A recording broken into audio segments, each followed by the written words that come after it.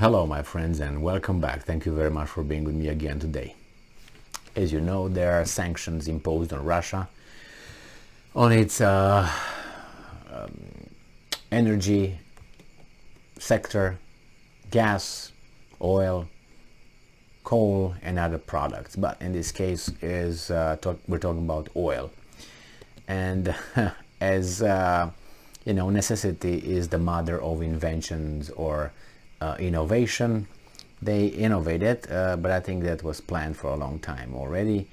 They found markets on this planet immediately. Countries very eager to pay for Russian oil, even if it's at a discount. They would provide as much as necessary in order to provide Russia with revenue and keep its economy afloat, or at least don't have a big dip. In this case, we have the biggest helper, which is China. I think China and India. But this article comes from Republic World from today. Actually, over there is 22nd. So the title here is the date is 22nd of August, 2022. Russia remains China's top oil supplier for the third month in July amid war in Ukraine. Well, I read another article about a month ago where they said China is not buying Russian oil, or the China giant, whatever, is not going to buy it, and it's a decrease. I said, yeah, okay, why? And here you have it now. China imported 7.15 million tons of Russian oil, up to 7.6% from a year earlier, which includes supplies pumped through the East Siberian Pacific Ocean pipeline. They have pipelines. Good for them. But I know countries who shot themselves in the foot turning off a pipeline of gas. Remember Nord Stream 2? Amid the Western sanctions on Russian oil, in the wake of the brutal war in Eastern Europe, Moscow has continued to be China's top oil supplier for a third consecutive month in July, according to data issued on Saturday by the Chinese General Administration of Customs. China imported nearly 7.15 million tons of Russian oil, up 7.6% from a year earlier, which includes supplies pumped through the East Siberian Pacific Ocean pipeline and seaborne exports from Russia's European and Far Eastern ports, as per the News International report. Further, this came at a time when the independent refiners increased their purchases of discounted supplies as they reduced their shipments from competing suppliers like Angola and Brazil. In spite of this, Russian shipments in July, which totaled around 1.68 million barrels per day, fell short of the record of over 2 million barrels per day set in May. I think that's what they talked about. China's oil imports from Saudi Arabia, which is ranked second, increased last month from June, which was the lowest in over 3 years, to 6.56 million tons or 1.54 million barrels per day. They were still somewhat below the level of the previous year. It is pertinent to mention that Russia's biggest oil customer is China. Russian oil shipments have increased by 55% in May. 55% in May.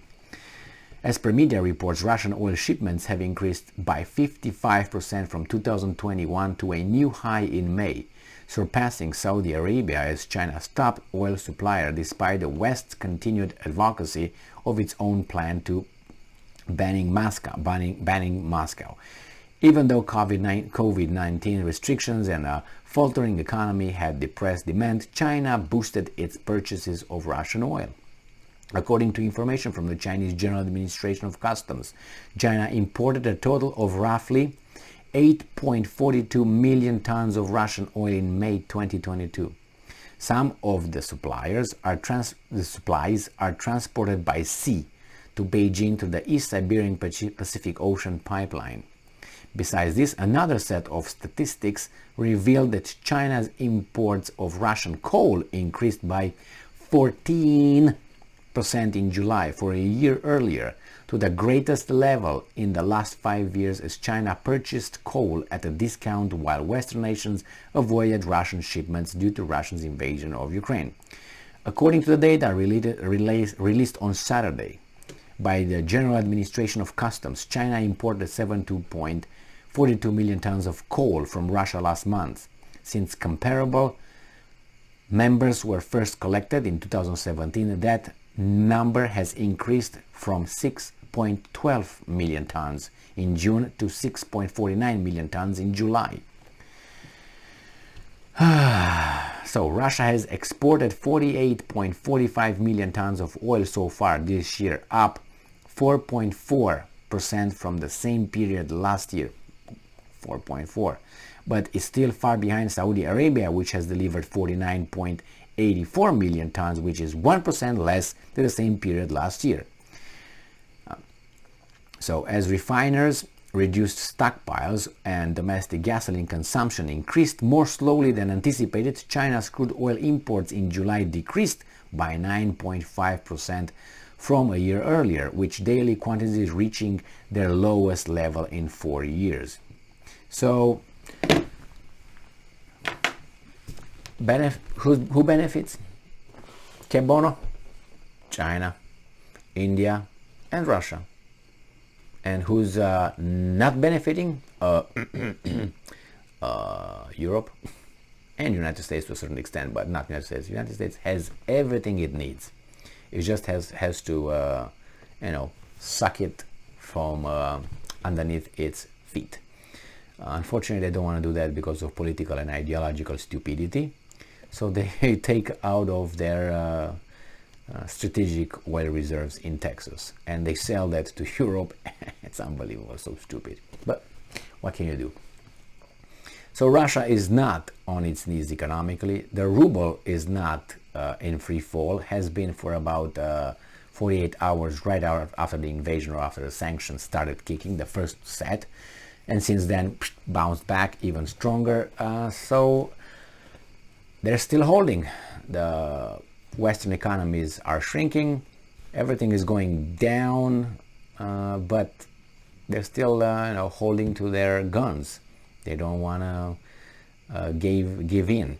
The problem is it's going to get colder outside, especially in Europe, and then they're going to need gas, and their reserves, the gas reserves of Germany, are not good enough or not filled to the 94, I think 96% where they have to be in order to pass winter with flying colors. I think they're about 74 or 72, which is much higher than 64 that it was about a month and a half ago. They claim because they impose some restrictions and so on. Good for them. They know how communism is, because I knew how that was, when you have to turn things off all the time and you can't have a decent life in the 21st century. And now it's their turn because they are very morally superior to everybody else. All right, so it is what it is, right? So China helps, Russia is doing its part, India is there and selling Russian oil under the nose of everybody else, and a lot of speculants are around. They're going to be just, ready to do things under the table. And a lot of this kind of shady business occur. More than regularly, because they always occur. Thank you very much for being with me again today. Stay strong, stay smart, look for the truth, and be just.